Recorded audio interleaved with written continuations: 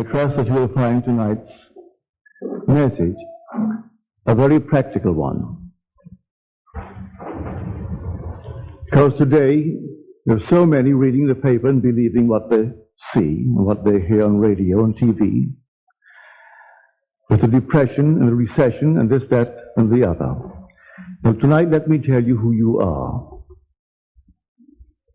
We are told in Scripture, this is the 19th chapter, the 26th verse of Matthew. With God, all things are possible.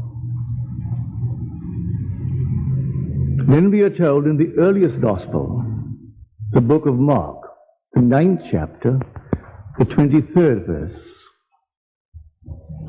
All things are possible to him who believes.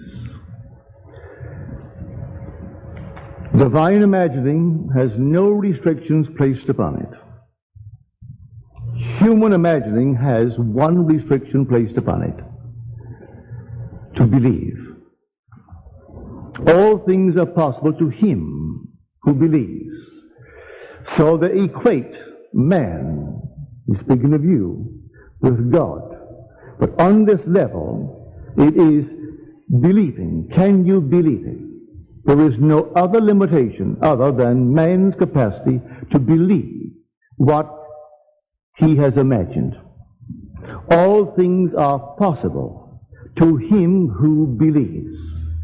So the only restriction placed upon man is his ability to believe what his reason, what his senses deny. That's all. No other restriction. Now I'll turn to the 115th Psalm. And here, I think the whole vast world has been guilty of this. The psalmist claims, our God is in the heavens. Their idols are made. First of all, our God is in the heavens, and he does what he pleases. No matter what it is, he does what he pleases. Their idols are made with human hands of silver and gold. They have voices, but they speak not. Or rather, they have mouths, but they speak not.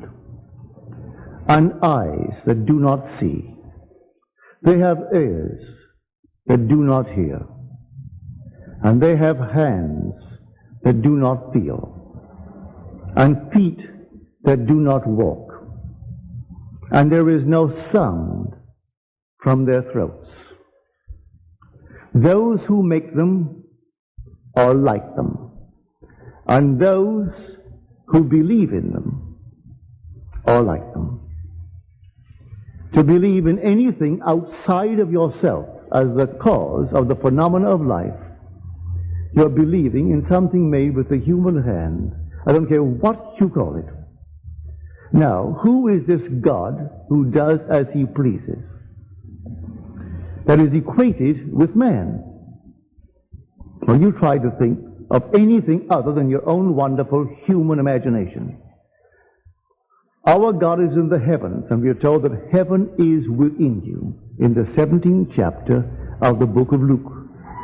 That God is within you. If he is within me, what in me does anything that it pleases? Nothing but my imagination. I can imagine anything in the world. The most incredible thing I can imagine. But as man, one condition is imposed upon me. I must believe it. If I can persuade myself of the reality of that which I have imagined, no power in the world can stop it from coming to pass. Man creates his objective world out of imagination and faith. These are the substances out of which he actually projects and objectifies his world. There is nothing but God, and God is man's own wonderful human imagination. Man is all imagination, and God is man, and exists in us, and we in him. The eternal body of man is the imagination, and that is God himself.